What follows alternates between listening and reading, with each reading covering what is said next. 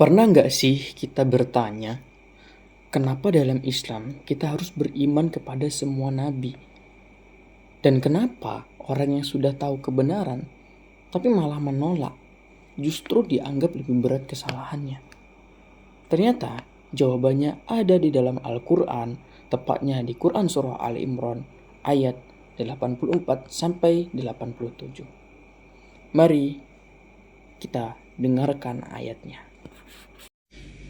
أعوذ بالله من الشيطان الرجيم بسم الله الرحمن الرحيم قل آمنا بالله وما أنزل علينا وما أنزل على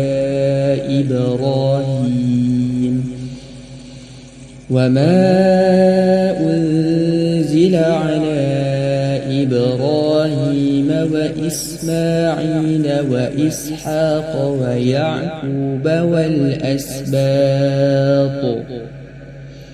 ويعقوب والأسباط وما أوتي موسى وعيسى والنبيون من ربهم لا نفرق بين أحد منهم ونحن له مسلمون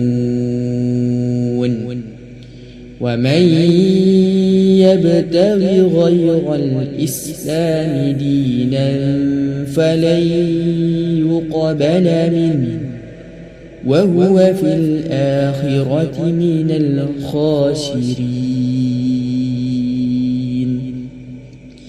كيف يهدي الله قوما كفروا بعد إيمانهم وشهدوا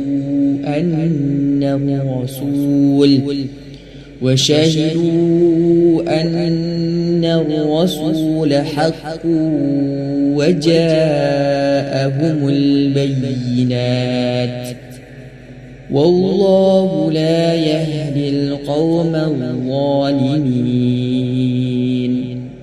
أولئك جزاؤهم أن عليهم لعنة الله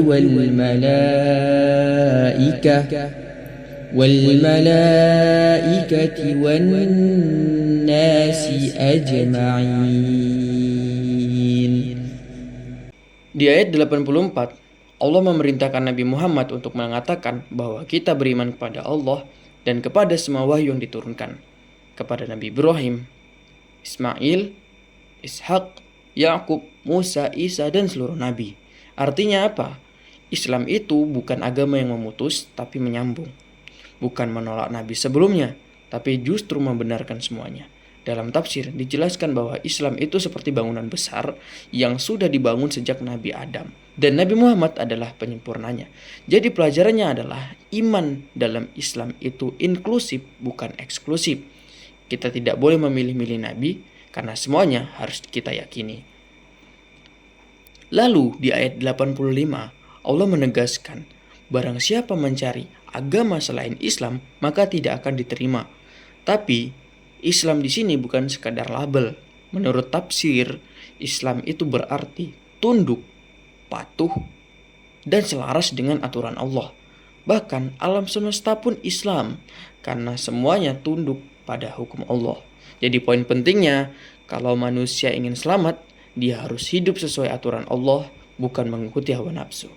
Dan jika tidak, mungkin di dunia terlihat sukses, tapi di akhirat itu adalah kerugian besar. Di ayat 86, ini bagian yang sangat dalam. Allah bertanya, bagaimana mungkin Allah memberi petunjuk kepada orang yang sudah beriman lalu kafir lagi padahal dia sudah tahu kebenaran? Artinya, masalahnya bukan pada kurangnya bukti, tapi pada sikap hati. Dalam tafsir dijelaskan, hidayah itu ada dua. Petunjuk berupa informasi dan petunjuk berupa kemampuan untuk mengikuti kebenaran. Nah, orang yang menolak kebenaran meskipun sudah tahu, dia menutup dirinya sendiri dari hidayah.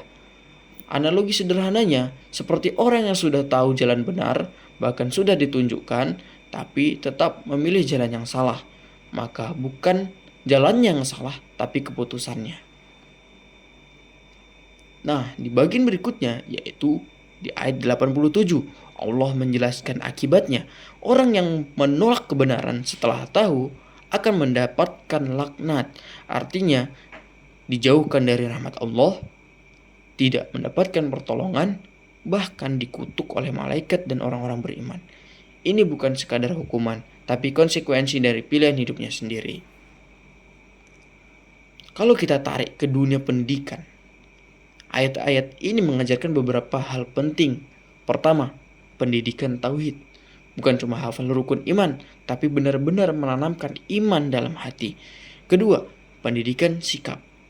Mengajarkan toleransi dan menghargai perbedaan tanpa kehilangan prinsip. Yang ketiga, pendidikan kebenaran. Mendidik manusia bukan hanya untuk tahu, tapi juga berani menerima kebenaran. Keempat, pendidikan hidayah. Ilmu bukan tujuan akhir, tapi jalan untuk mendekat kepada Allah. Jadi, dari Quran Surah Al-Imran ayat 84-87 kita belajar iman itu bukan menyeluruh, Islam adalah kepatuhan total kepada Allah. Kemudian menolak kebenaran setelah tahu adalah bahaya besar, dan pendidikan sejati adalah yang mengantarkan kita pada hidayah. Sekarang pertanyaannya, kita sudah tahu kebenaran, tapi apakah kita sudah benar-benar mengikutinya? Saya Tauhid Awwaluddin pamit undur diri, semoga bermanfaat. Barakallahu fikum. Wassalamualaikum warahmatullahi wabarakatuh.